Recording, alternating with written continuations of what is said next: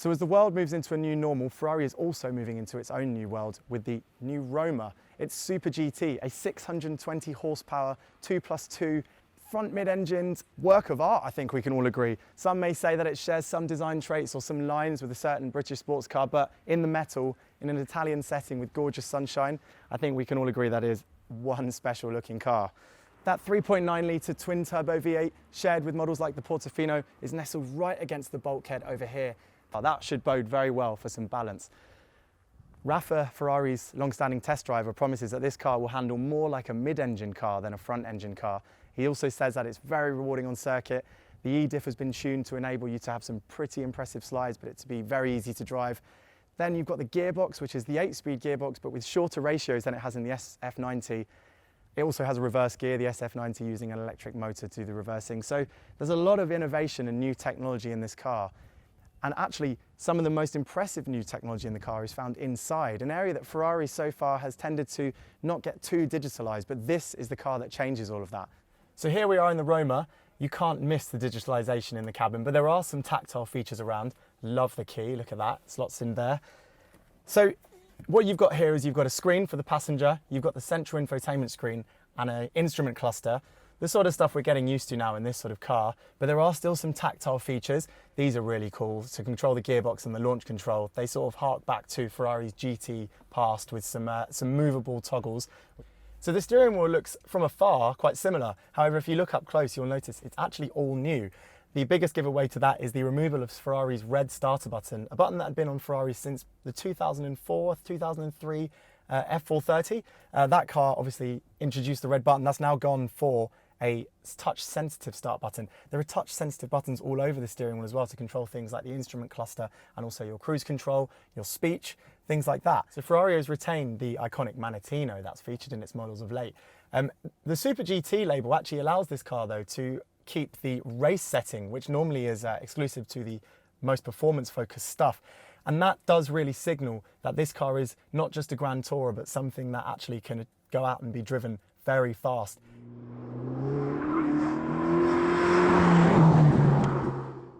Driving a Ferrari in Italy, wow, it is an experience in any Ferrari.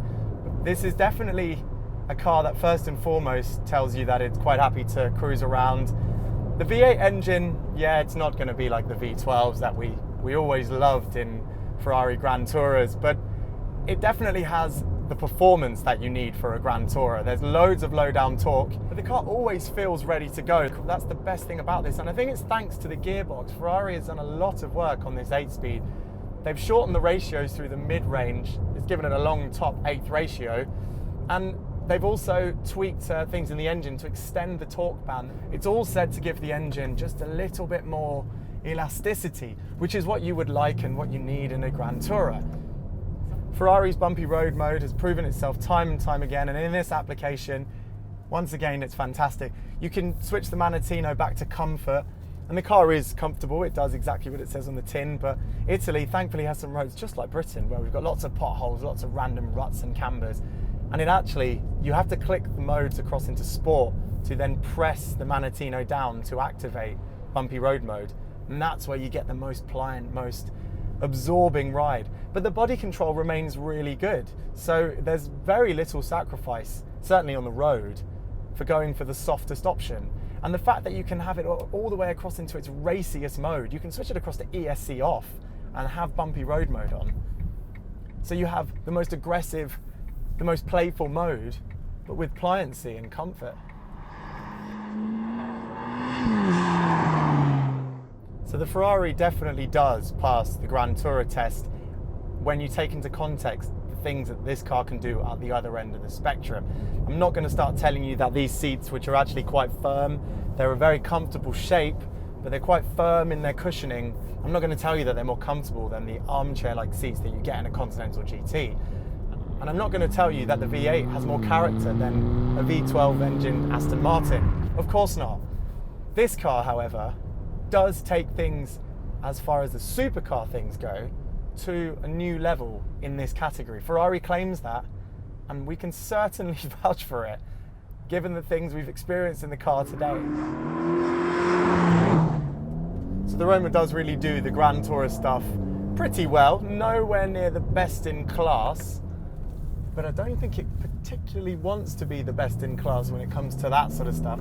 What it wants to be the best in class at is being the driver's Grand Tourer, which means on roads like these, we can use these tactile classic switches. Should we get across into the racier modes? On roads like these, it should be one of the most entertaining cars of the lot, and I think it is. What this front mid-balance gives the car is a really neutral, really nice progressive movement. Loads up through bends, it's really evenly footed. Prove just how well balanced this car is. Even on the surface here, look, there are tractors, so it's pretty slippery, but you can, if you're sensible, you can enjoy the car without the electronic stability control on, because even though it has 620 horsepower, it puts the power down so smoothly. The E-diff at the back and the really kind of central weight distribution really lends itself to a wonderful predictability as the weight transfers from the front to the back as the power's on.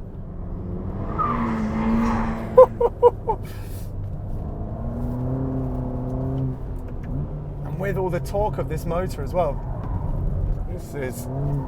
Woo!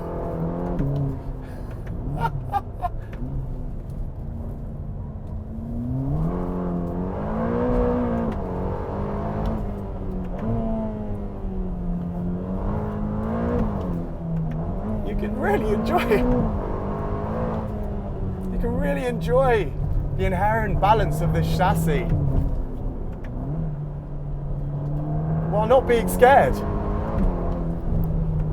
There are times when you can feel a wheel snatch, but it's as if the E-diff at the back and the way that the power is shared between the two rear wheels, so quick, it's not even reactive. It feels like it's just ready and waiting to lend its power to the other wheel and straighten the tail out.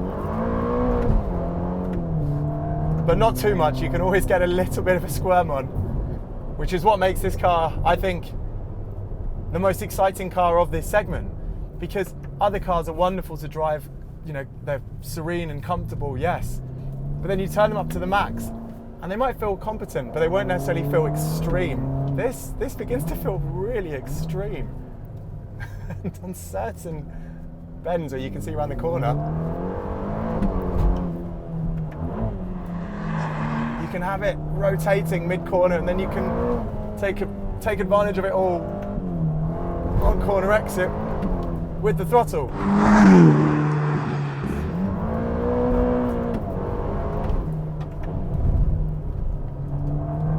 And I love it in bumpy road mode because you just get this pliancy, but you also get a little bit of body roll. The body control is still really good. The dampers remain tensed, so it just gives you this wonderful ability to be both quick, composed. Oh, it's very impressive stuff. So yeah, while that V8 engine lacks the character of a 12 and the Roma can't challenge for class honours in outright comfort, the car's ability to shift from competent Grand Tourer to immersive Maranello supercar with just one click of the Manettino, well, it makes it a supremely convincing car for all occasions, even really fast ones. Thanks for watching. If you liked what you saw, please give us a thumbs up and don't forget to subscribe to the PistonHeads YouTube channel. See you soon.